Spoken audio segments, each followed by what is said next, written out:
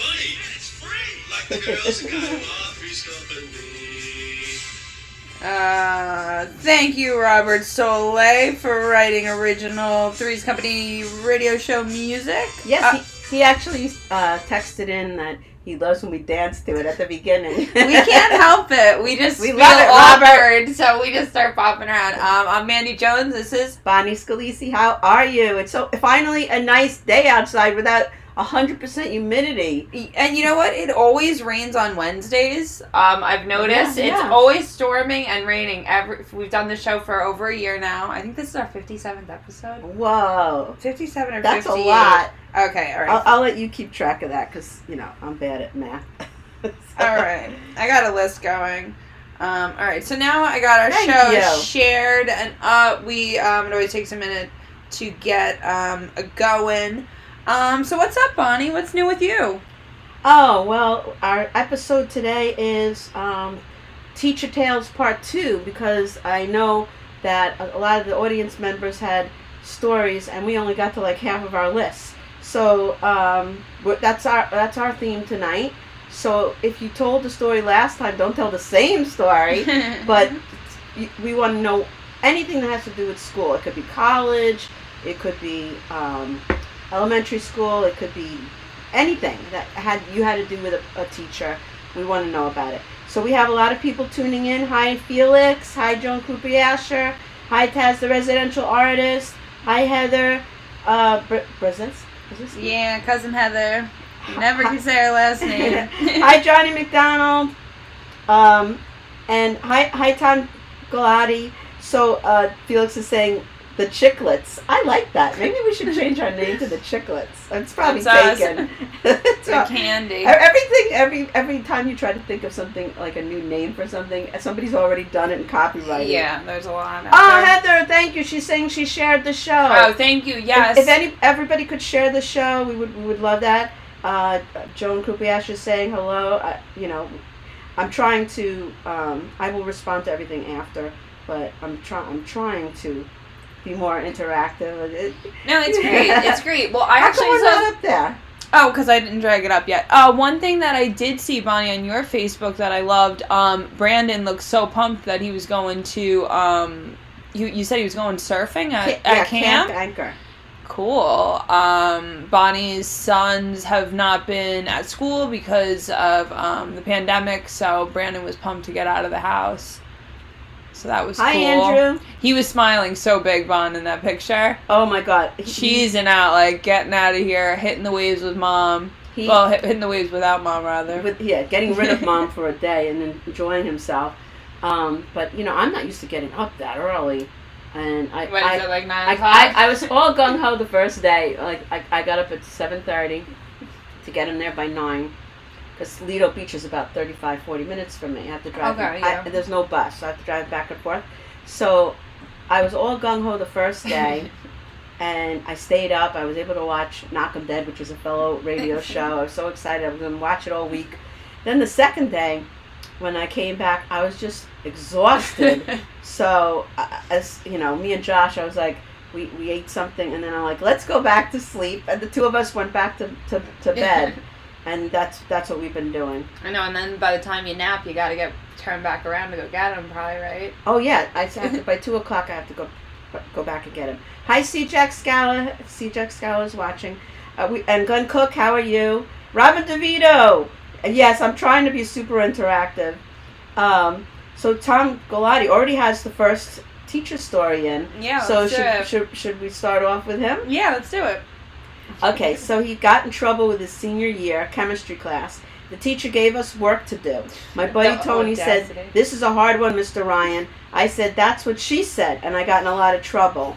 And he said he had to apologize to the entire class and the following day. Yeah, I that's when teachers use embarrassment that's a tough one. Christian Florio, how are you? So you want to start off with your teacher story? One of your teacher stories? Well, you just reminded me. This isn't even on my list, but I remember Tom just reminded me of there was a kid in I think we were in 3rd grade, and it wasn't my class, but the 3rd grade class across the hall. One of the kids was leaving, he was moving, And when the teacher was like, all right, everyone say bye to, like, so-and-so, he's, like, moving away, they all cheered because he was, like, a fucking asshole. And the teacher literally made the entire class, every single kid had to write a fucking, I'm actually really sorry that you're leaving, man. Oh my I God. shouldn't have booed and cheered in unison. That kid probably remembers that. I to don't this even day. remember who the kid is. I'm sure if I asked my cousin Annie, because her mind is like a steel trap, and I think she was in the class, and she totally was not like one of the aggressors, but had to write a letter. Yeah, it's like the group think mentality. Yeah, exactly. Like, especially little very kids. barbaric. Younger kids are in the group think. They don't want to go against. Yeah, no. what the most people are doing. Because Right. they want to be accepted. Right, the popular opinion.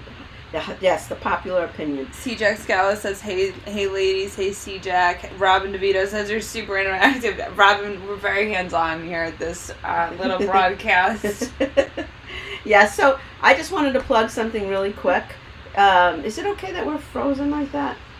Yeah, I'm gonna Ed's here. Oh, and Andy's here. Hey, Ed and Andrew, how are you? Yeah, I think we're fine. It looks fine in my phone. Yeah, guys, let us know if we're lagging up there. But I think we'll be all right.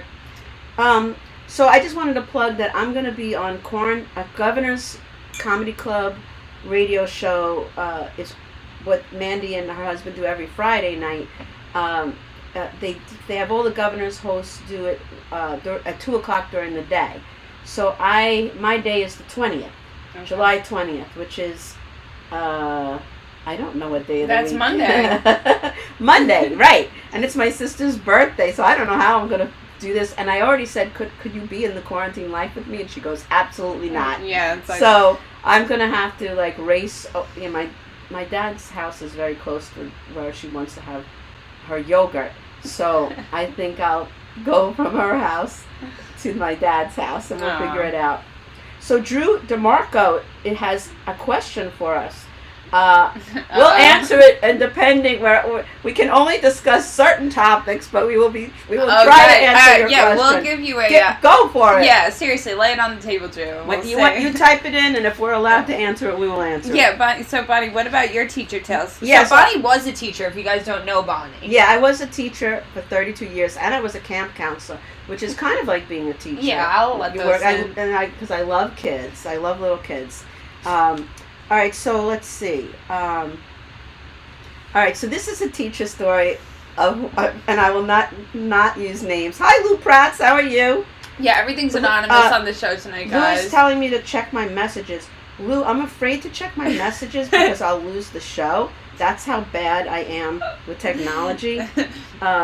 Maybe you could type it in anyway. Type it anyway. Everybody's saying there's no lag. So this is we got another story. Hi, Jennifer Wellesley. All right, David, we're going to get to your story in a minute, but this is a story of when I was a teacher, and I'm not using any names because I don't want to get sued. There was this one teacher that I thought she was hilarious. She actually could have been a stand-up comic. That's how funny she was. And we had very few men in the school, and there was this one man who, I won't say any names. If they're watching, they know exactly who I'm talking about. But the man was a teacher in our school. He ended up becoming a principal. Or maybe I'm giving out too much information. But anyway, whenever he would walk in the room, she would say stuff to him that if it was reversed, if it was a man saying that to a woman, they would be charged with sexual harassment. And this woman had ginormous breasts. They were huge, and she would wear low-cut shirts like this. So she taught 4th grade, and she was funny as anything. She was so hilarious. And every time this guy would walk in the room, she would just throw this funny stuff, and everybody would laugh. I think at one time she motorboated him. It was so long ago. She came close to his face. I don't think she actually stuck her breasts in his face, but pushed them in so they were touching. But it was pretty close. And I had that as part of my act for a while back then. I keep changing my act and taking things in and out. But that was a true story. Where back in the day, things like that would happen, and nobody cared. Yeah, and like he thought it was funny. You know, went home to his wife. just everybody lighten up. Oh, Greg DeFlippo and Jim Raya. Hi, how are you? Nancy Weems, how are you?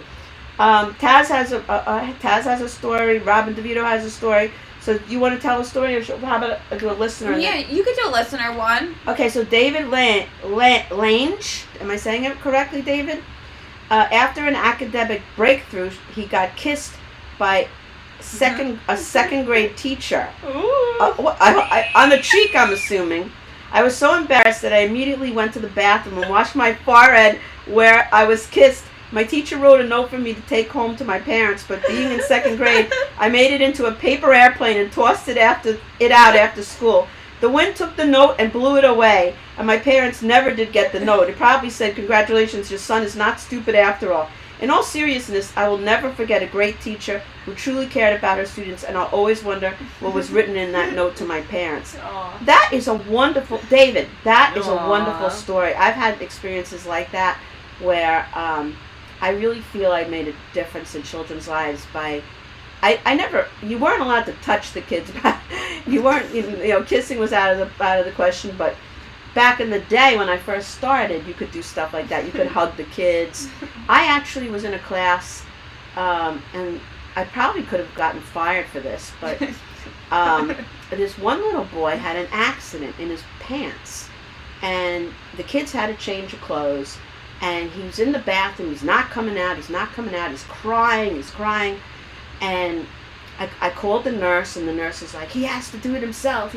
And the kid didn't know how. Aww. I guess his mom had always helped him. Yeah. So I rolled up my sleeves. I went in there. I cleaned the kid up, got him his change of clothes, Aww. and said, if I had done that today, they would have fired But me. you know what? You But saved his seconds. I had my mom instinct came in. Right. The poor kid was traumatized, wasn't Right. coming out of the bathroom, Right. and I went to help him. That's what right. you're supposed to help kids that need help. Right.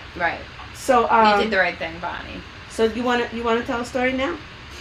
Well, real quick, Terry McNeely's mom, wrote that she went into the I love bathroom. Barbara McNeely. Yeah, she's great. She always contributes. But she said that she ran into the bathroom because she had to pee really bad. And when she came out, she realized that she was in the boys' room. And she said there was a pair of twins. I think she said the Folger twins. She was like, they just saw her, and she was like, I don't even know what they thought. But I guess she didn't care at that point after you. Oh, when you're a kid, everything's like very embarrassing. You just want to fit in. So one of our favorite people, Robin DeVito, said the only candid picture of me in the yearbook in 1976 was me in line to see the principal. I don't even know why I was on that line unless it was because I went to typing class drunk. I don't understand that, Robin. What do you mean? Do you get that? I don't know. I know there's a line to the principal. A line to meet the principal, like a meet and greet. I don't know. I'm not sure what that means, but I think she was embarrassed because her picture was caught forever, and it's immortalized in time. So Taz, the residential artist, in her 6th grade health class, we were making an anti-drug movie, and it was so over the top. The main character took heroin or something, and the final scene is her freaking out. This chick thought she could fly, and she crashed through a window from the 3rd story, and it was so over the top that I started laughing. My pal did too, but when we were the only ones laughing, and everyone shamed us. Oh, Taz, that happens to me a lot, is when I get nervous, I laugh. You do that too. Yeah, I know. I have never said. It's like it's not that we're laughing at the person, but you don't know what to do, and it's like you either smile inappropriately or you giggle. So I get that. That was like we went to that Govs meeting that day. Oh yeah. And it was getting a little heated with a bunch of adults. And you and I were just like smiling, like me and this Bonnie thing are is like, smiling. we are not part of this. Yeah. We don't know what's. All right, so we'll Keep get to another viewer story in a minute. Your turn. Okay. Well, Glenn's oldest cousin, he made a pipe bomb. Whoa! No, he didn't actually make the pipe bomb, but he made the plans for a pipe bomb. For he had to submit plans for an invention and how you're gonna carry it out, and he did it on a pipe bomb. And the teacher was like, "This is great, this is awesome, but I can't actually in good faith." And like gave it back to him. Was like, I can't display this. Like, I think they would probably bring in like the FBI if that happened today. You know, everybody goes through these phases. I know, like some of the little boys like to take a magnifying glass. I had magnifying glasses, and they would go out during playtime, and they would try to burn bugs with the magnifying glass. I think it's a guy thing, but I could be wrong about that. I saw an artist the other day actually burning wood with a magnifying glass. Yeah, it creates heat. Yeah, no, I know. My dad taught me actually that when I was a kid. You know, that and the Land O'Lakes knees, tits. That I didn't know. That's new. You didn't know that? No. Now she's gone. No. The Native American on Land O'Lakes. No. Yes, her knees are like this in her little dress, and so you bend the box, and it looks like tits.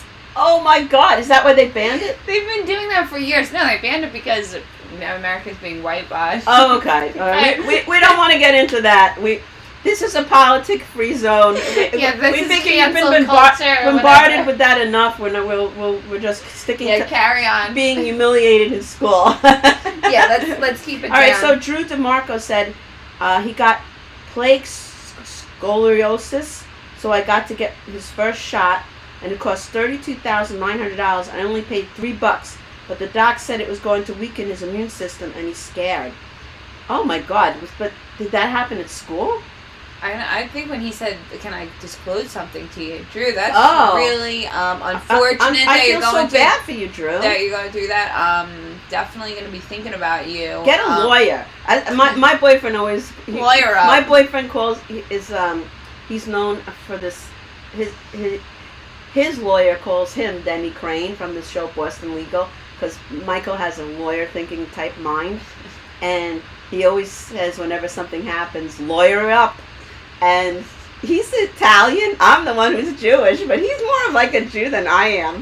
Michael! Yeah, I'm talking about it right there. Hi, I was just talking about you being called Denny Crane. It's because he's got a bug in here. He's got a wire. Oh, I think he does. We said his name, sorry. All right, so get to the next one in a minute.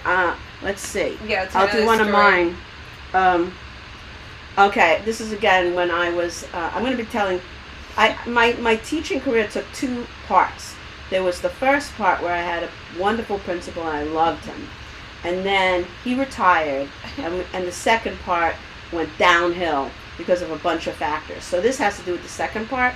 Was that we would go to these faculty meetings that were just ridiculous. I mean, and in the old meetings, everybody used to have fun, and people used to like joke around, and then with the new principal, it was like everyone was afraid to say a word, and it became like when you knew it was a faculty meeting, what she did was, let's say you did something bad.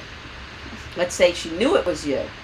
She would start reprimanding the entire faculty and explaining whatever it is that you did, and basically bashing all of us because she didn't want to say it in front of you, but almost like, I don't know what she was thinking, like how that would help anything. It just made all of us really pissed, like thinking to ourselves, well, why didn't she just go to Mandy and tell Mandy what the fuck she did wrong? Right. Why do we have to sit through and be tortured and yelled at for something that she knows that we didn't do? Right. And then it gets to the point where I had told my boss the one time, I said, they sent out an email to everybody, but it was, everyone felt like it was directly at them. Mm-hmm. They said it was all about keeping your time and being late and being on time, and I think that's the new business model. Yeah, it's disgusting. I said to him, I just want you to know that every single person that I talked to, we all thought that was about us, because you didn't say just, hey, like you said, hey Mandy, I have a problem with this, or I have a problem with that. We all were like, wait a minute, like everyone felt that.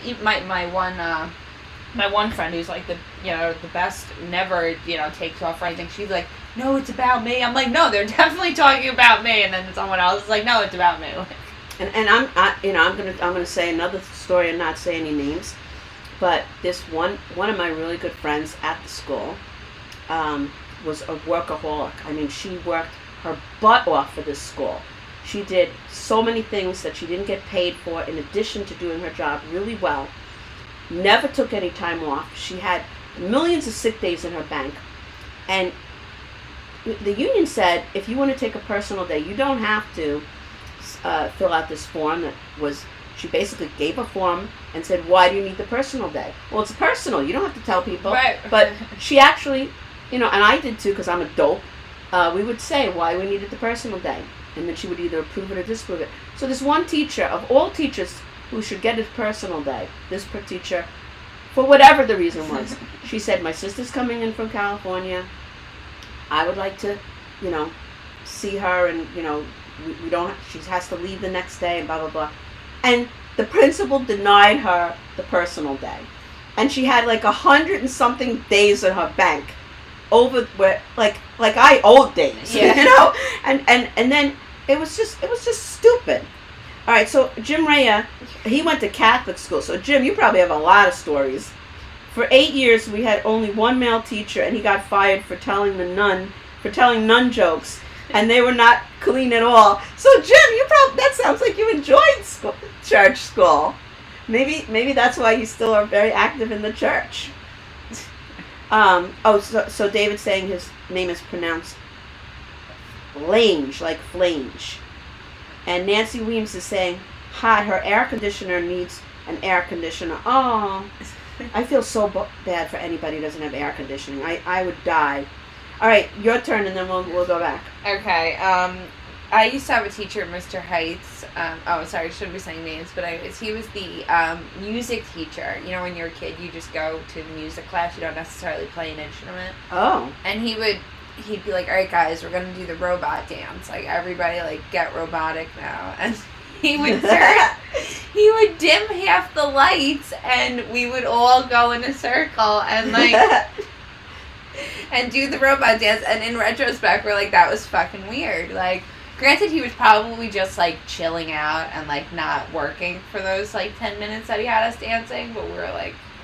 They actually changed the curriculum to the point where they put on the smart TV, and we had to have it breaks, because in kindergarten, especially, we used to have playtime. I used to sneak in the playtime at the end of the day, but the kids couldn't pay attention, like they wanted them to work for 6 hours in a row.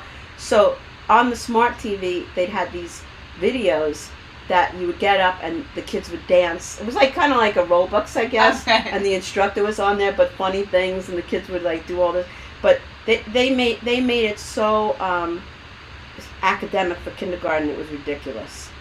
Okay, so I guess it's my turn. Yeah. I want to catch up with a lot of these people. Sorry. Jim Ray is saying one of the teachers in his school, his brother fell down and broke his leg, and the nun thought he was faking it. And she kept kicking him. What? And eventually one of his friends dragged him to the nurse's office, but he really had a broken leg. Nowadays we would own the school. Oh my God, yes. Your brother would be a millionaire.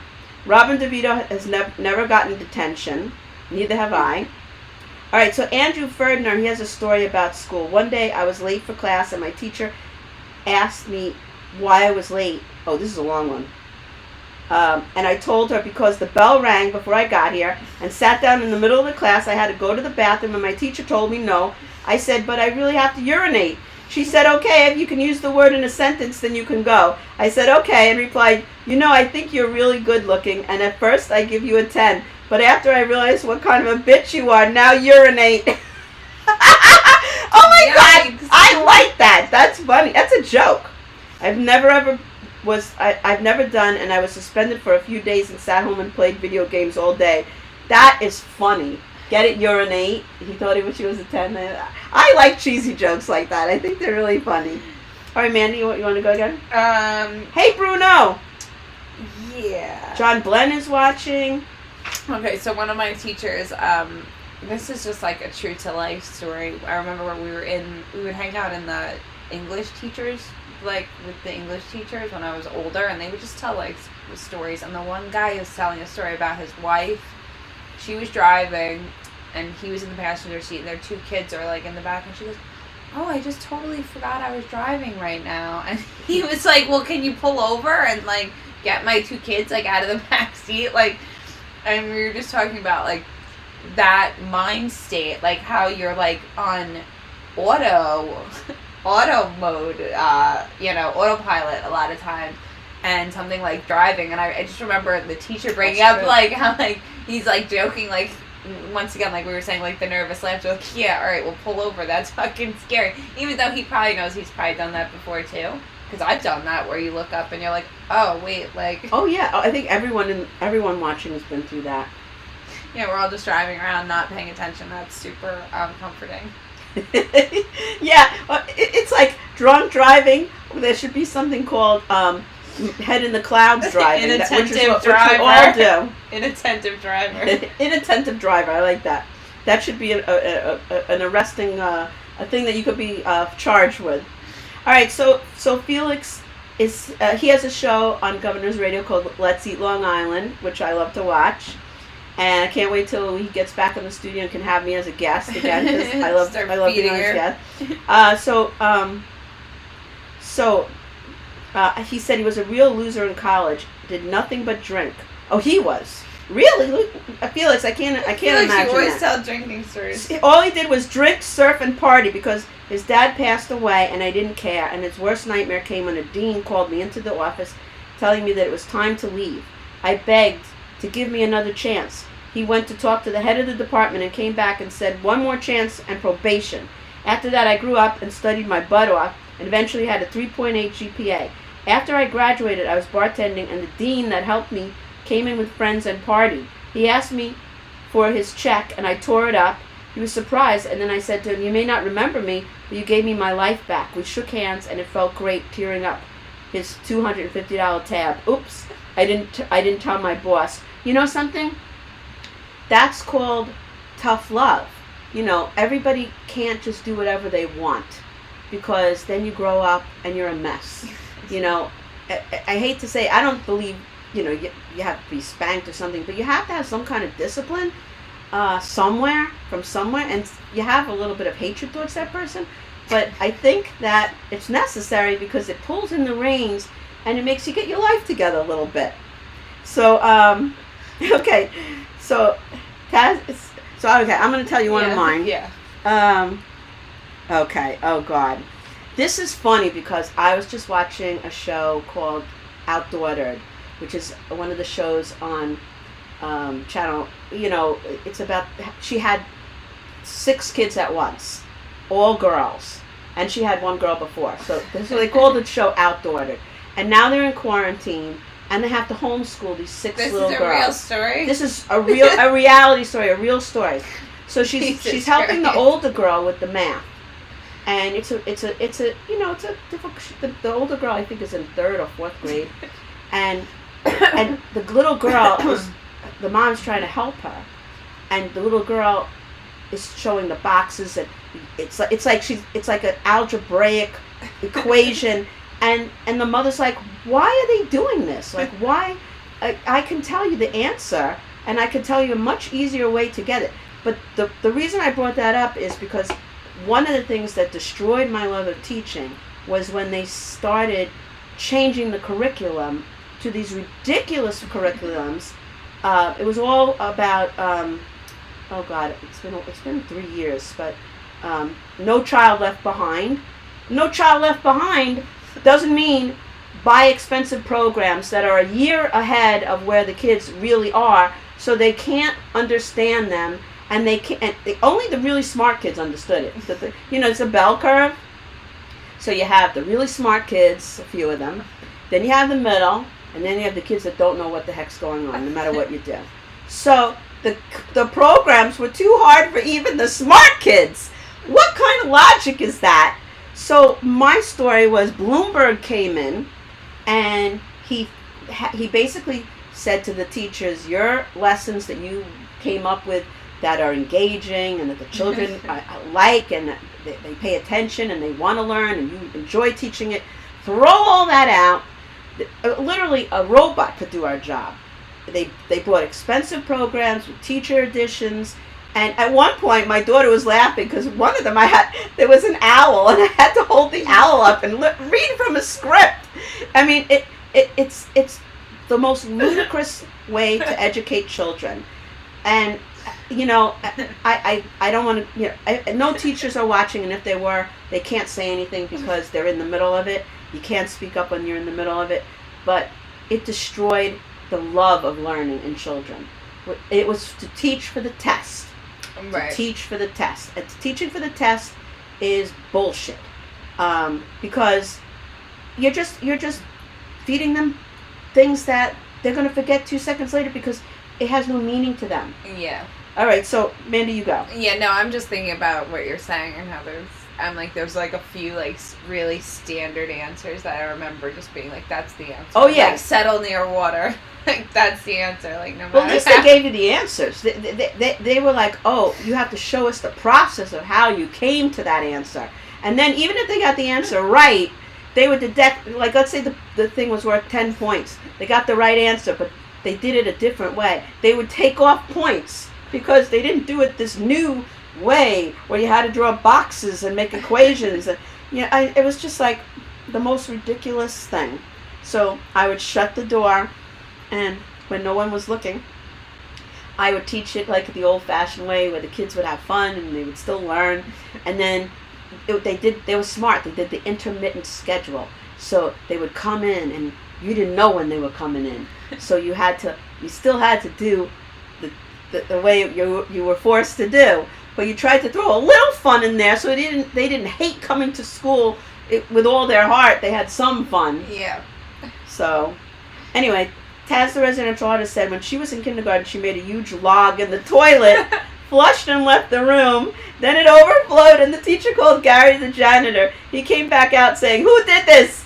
And I was like, "Sorry." And he was like, "Damn, kid," and we were still friends. I love that story. There are so many bathroom stories that I could tell. I could throw my list away and just tell you bathroom stories that happened to me while I was a teacher. But we'll let Mandy tell her. Oh my lord. Well, this actually came up the other day.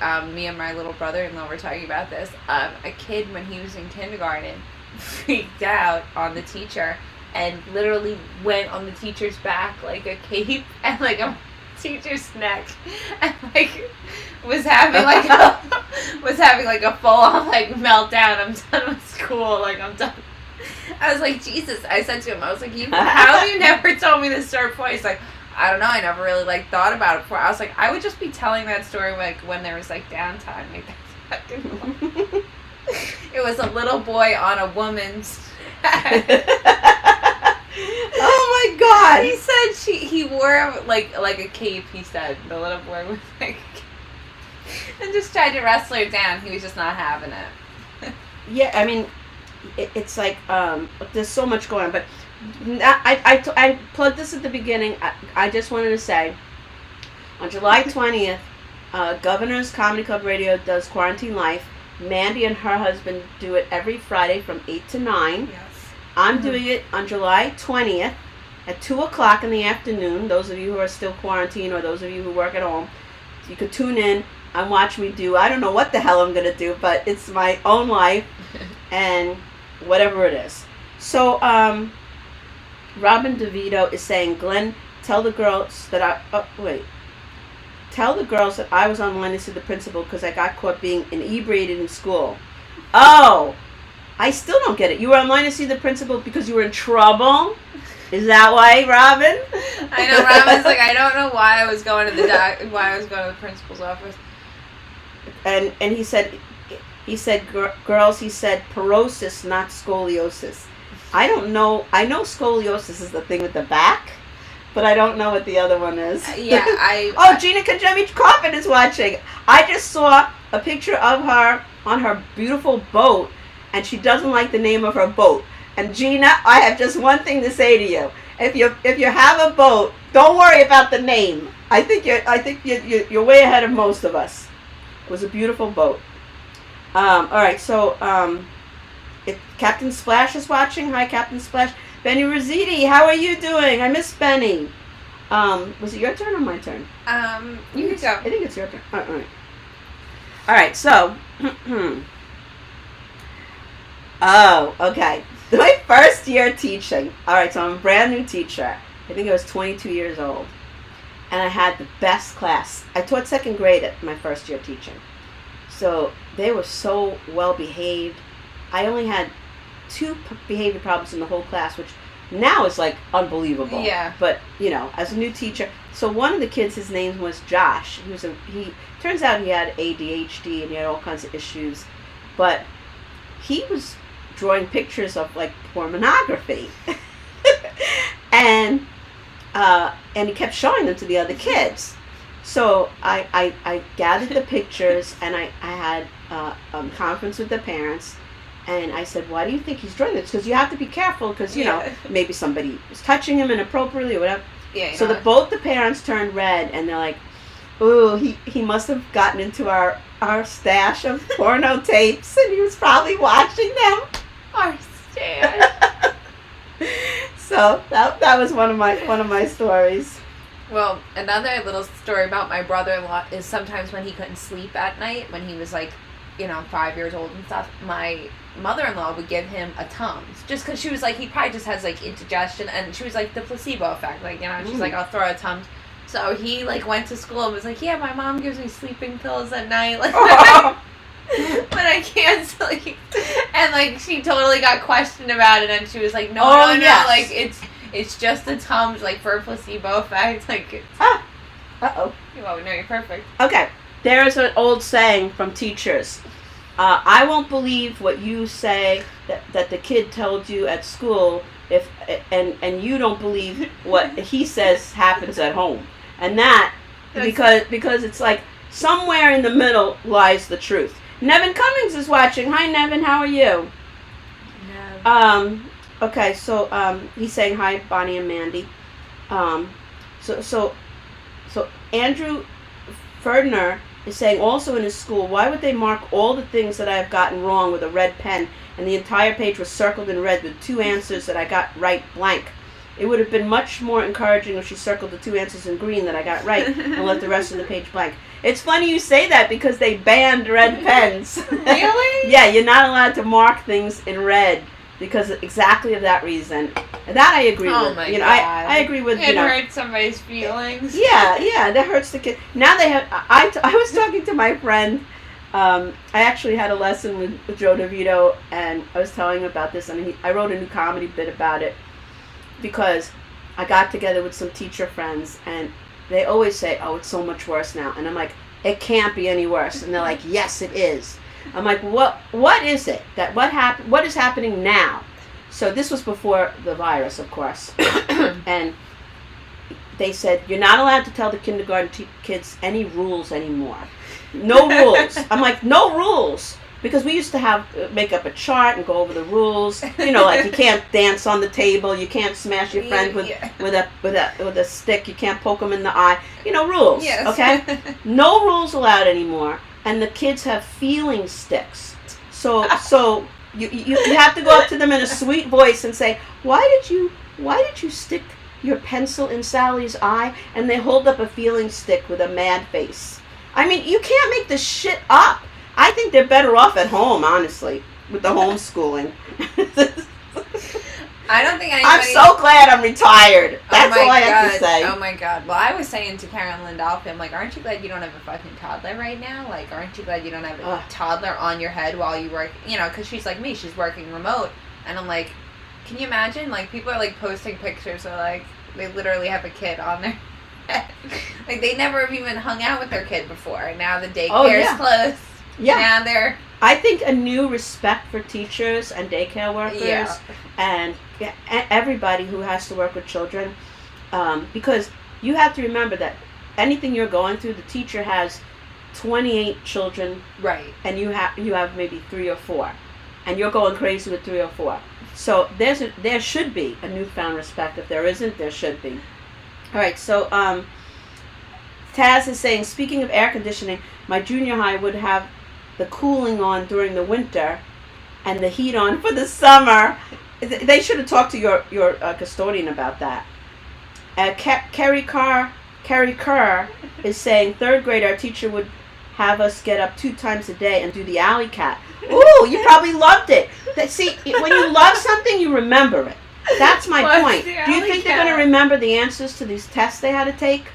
The alley cat is, you don't know the alley cat? That's like a dance that you did. It's hard to explain. So Barbara McNeely, we just told your story. Barbara McNeely's watching. Yes, We just Barbara. told your story that you had texted in. Larry Arts is watching. How are you? Andrew Ferdner in high school was voted most likely to recede. That's funny. Hi Larry, how are you? Nancy Weems is saying it's 95 degrees here. Nancy, why don't you get a new air conditioner? I would put it on a credit card, whatever. Okay, so Captain Splash has a great story, and then it's going to be your turn. Our principal used to play cards with us, and the winners got to go to McDonald's. I used to show up even though I didn't win. And you got to go to McDonald's, and they'd pile into the back of the principal's station wagon. He would be sued if he did that today, just saying. Like, all the stuff that we used to do, we would probably get our asses sued off for today. All right, so go ahead. Dan Romano is watching. Hi, Dan. How are you? Hello. It's your turn. Oh my God, my aunt saying, Mandy, imagine Noni with her 10 kids at home. Yeah, my aunt's my mom and aunt, they're one of 10. So yeah, being homeschooled, no, I can't imagine that. No. I mean, it's for the kids' socialization. The kids need to be around other kids. Just to do that kind of thing you were talking about before. Just to humiliate one kid. Exactly. Just to get them all straight. No, one of the stories that was on my list is when Glenn was growing up, somebody called somebody else a scumbag. Oh. And the teacher said, "Do you even know what that is?" And the kid got all red in the face. She goes, "That's a used condom." I didn't even know what a scumbag is. Is that what it is? I guess so, yeah. We have to look it up. Somebody look it up in the dictionary right now. Google it. But, yeah, and tell us what the official meaning is. Yeah, they said that, and the whole class was like, whoa. Like, that's... It's seared in his memory. Seared in his memory. He'll never forget that word again. So Jim Raya is saying, one time after I went to college, I came home for a weekend, and I came home that night, and I was really drunk. Surprise, surprise! And at my kitchen table, my mom had all my teachers from the 1st through 8th grade sitting in order at our kitchen table. And it was the freakiest thing I ever saw. Is that true, Jim? I know, you're a liar. You're lying. I don't believe that. Jim, that cannot be true. And we determined that was a lie. Go ahead. So Drew is telling me again about plague psoriasis, which is an autoimmune disease, where the body thinks it has an infection, but it's fighting itself. I'm so sorry, Drew. Yeah. They told me that I had what's that disease? No, not Lou Gehrig's. No. They told me I had that disease, which was an autoimmune disease. I can't think of it right now. One doctor told me, I think you have it. And then I went to another doctor, and he read me all the symptoms. And he's like, do you have this symptom? I'm like, no. Do you have this symptom? No. He goes, you don't have it.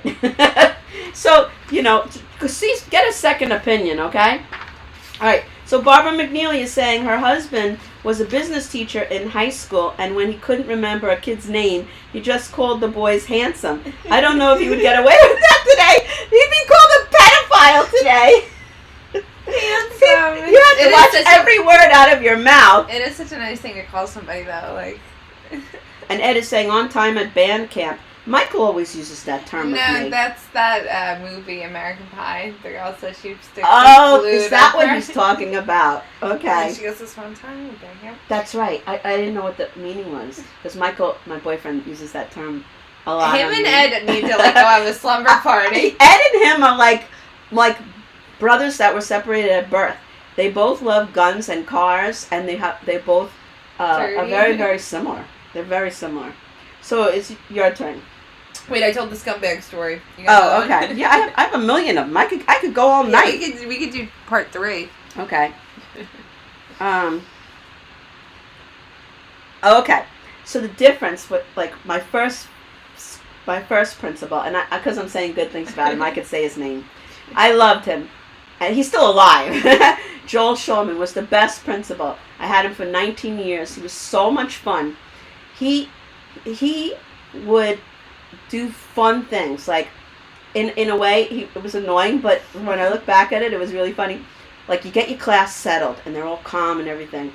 And it was, whenever there was a holiday, over the loudspeaker, he would do stuff to get the kids riled up. So, you finally got the kids, they're quiet, they're listening, and it's Christmas time, and then all of a sudden he had the barking dog song, where the dogs bark, and they go, God. ruff, ruff, ruff, ruff, ruff, ruff. And when it was Thanksgiving, all of a sudden, the kids would be nice and quiet, and all of a sudden, over the loudspeaker, these gobbling turkeys, and the kids would just go wild. It's just like, he was so much fun.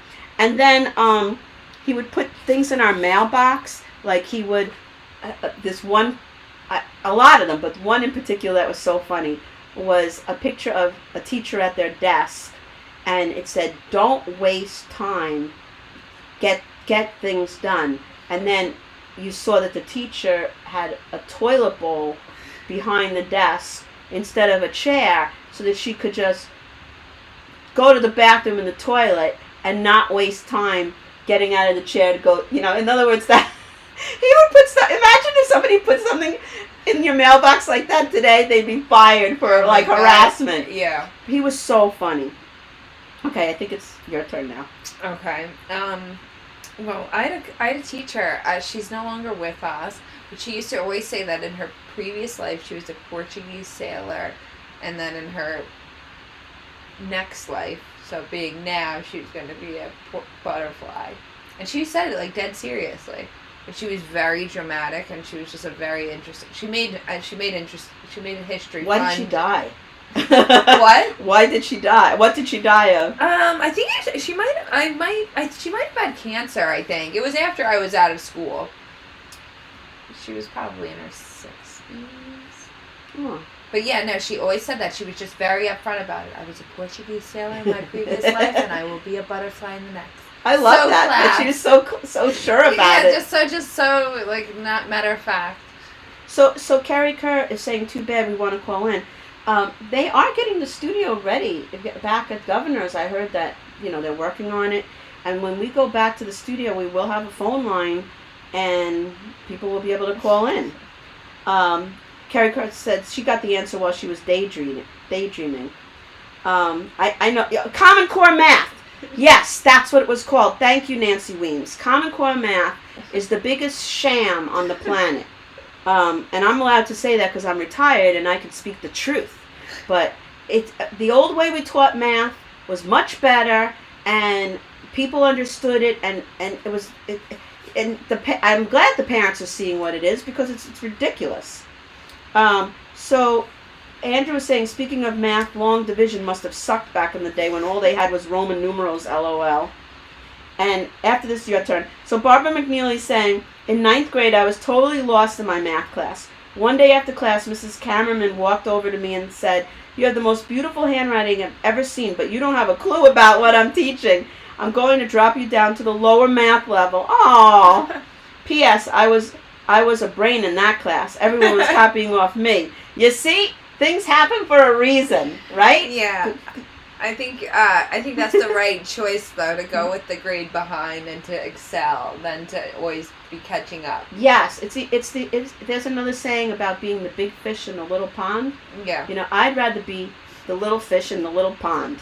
I think I screwed that up, but I'm fine with not being at the top of the pond.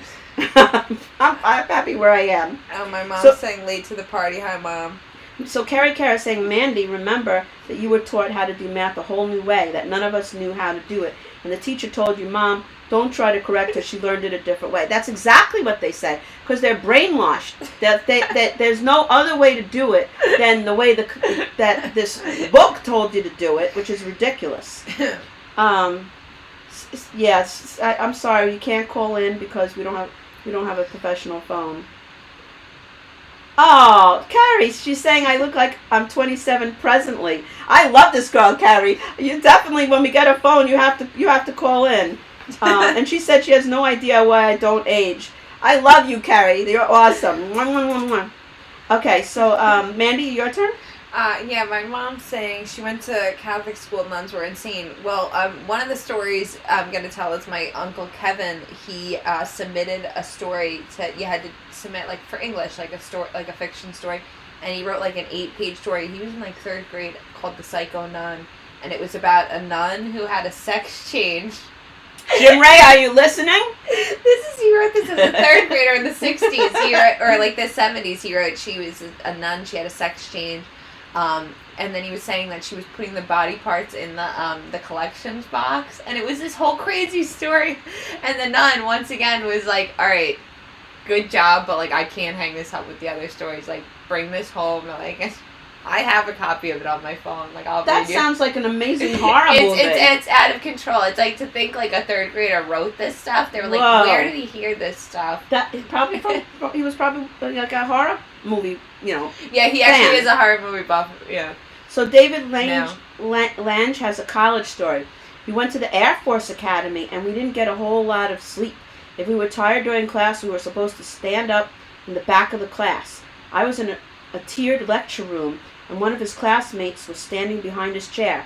He was so tired that he fell asleep while he was standing and flipped forward over his desk and landed in the row of desks on the next level down. The class burst out in laughter, and it took the instructor a long time to get the control back. Wow. I mean, anybody in those like armed forces kind of things with the discipline, I give all of you a lot of credit. So I guess it's my turn? Yeah. Okay, sorry guys. Let's see. I have so many. I have like pages and pages. Okay, this is one of my getting my anger out stories.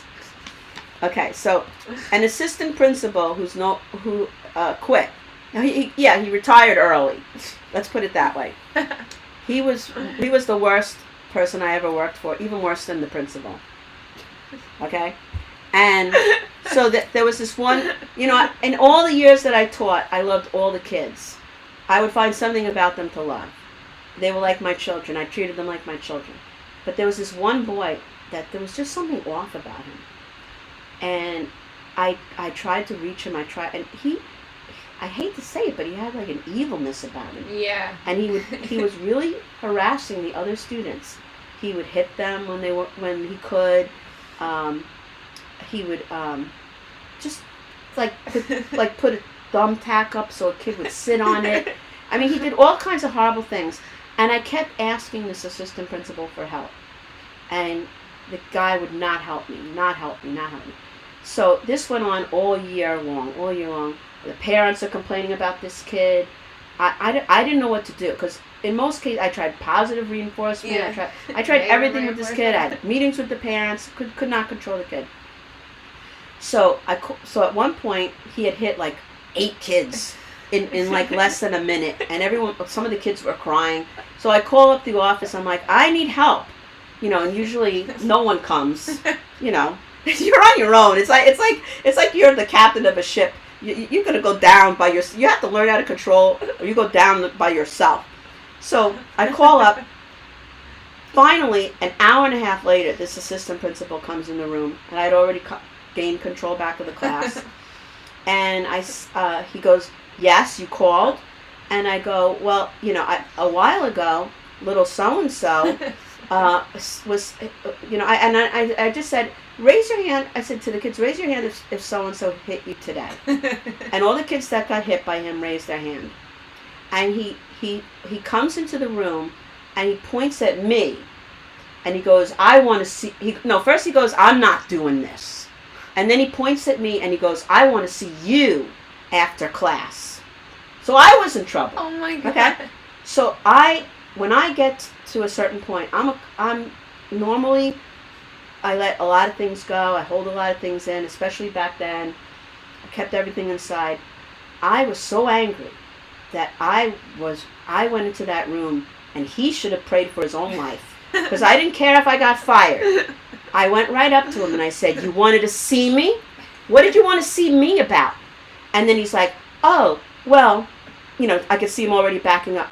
He's like, "Well, you shouldn't have asked the children to raise their hands about so-and-so hitting them, because you embarrassed him." I go, oh, I embarrassed him? You mean the kid that's been harassing the other children all year and I've gotten no help about it all year? That kid? And I'm like, by the way, he's grabbing boys' crotches now. So now it's turned into a sexual thing. Oh I said, God. and I'm, I didn't know anything about technology, but I got my young friends to help me. So I said, I'm putting it in an email. So there's email proof of it. Right. That you have done nothing to help me with this kid all year long. Oh, And no. I said, and you're calling me in my office? Now I'm putting you on notice. Yeah. It's already the spring. I marked down on my paper all the times I asked you for help and you didn't come or you came and did nothing. Now he's up to grabbing boys' crotches. And then I walked out of the room. And nothing happened. Nothing happened. That's crazy. But you know, I love talking about it now because I'm allowed to. What are they going to do? What is this guy going to do? If I said his name, maybe he could sue me. But everybody knows who he is. A short little man who would sit on the desk, crisscross applesauce, and do his lecture from the table. So, take that. All right, I'm sorry. I had my little nervous breakdown for today. My aunt sang a Portuguese chip. Yeah, I guess Sailor Portuguese. And Taz is saying there are evil kids, man. It was the only evil kid that I ever had in all my years, and he's probably going to be the next Jeffrey Dahmer. That's what I think. But, you know. Oh, my Lord. Well, you're looking. Do you want me to tell you some of the what is everybody? All right, so Jim Raya, he has a lot to say. Oh, my Lord. One time in the first grade, there was a puddle of pee in the corner, so the teacher went around and felt every boy until she... No! What? Oh, Jim, you're such a liar. Jim's stories are out of this world. Until she found the one with wet pants, and I remember thinking to myself, don't pee in your pants before she gets to you. I still feel bad for that kid. Oh my God, Jim, you have the funniest stories. That's so bad. That is hilarious. Okay, I think it's your turn. All right. When we were in 8th grade, my friend, he had been stealing from the teachers' lounge this like snacks that they have like just out. Like the teachers just bring their own stuff. So he was putting them in the drop ceiling after like 3 days. Like they were just stealing them and putting them up there. And then like on like day 3, he went up there to like get his like treasure trove. And totally fell through the ceiling. It was like that drop tile ceiling. Oh no! And he was in it like crawling and totally just came through the ceiling completely. So God, not only did he fall from like ceiling to tile, ruined the ceiling, and then got caught with like all the bags of chips and like all the dumb shit that he had been stealing. And I don't even think that they were even eating the stuff. They were just more stealing it from the teacher's lounge and like, oh, we took it. Like they weren't even like taking the... Yeah, really stupid. But my stepdad was one of the contractors hired to go fix it. And he's like, I know what happened. Whoa. He had insider knowledge. That's something. Really so your stupid. mom is saying that she went to Catholic schools and the nuns were insane. Yeah. So Jim, Jim's stories might be true because, he did go to a Catholic school. I'm sorry if I'm not getting to everybody's stories. There's a lot of them. I'm going to try to get to as many as I can. So Barbara McNeil is saying a friend of hers used to put her kids' Common Core math problems on Facebook and asking for someone to help her solve them. That's so funny that you said that because when my daughter had those, when she was in high school and she had the tests that you had to take at home, but they were on the computer for social studies, it was real. It gave you multiple choice, and we would call up my father. And we would read him the question, and we would be like, what's the answer, A, B, C, or D? And he goes, D.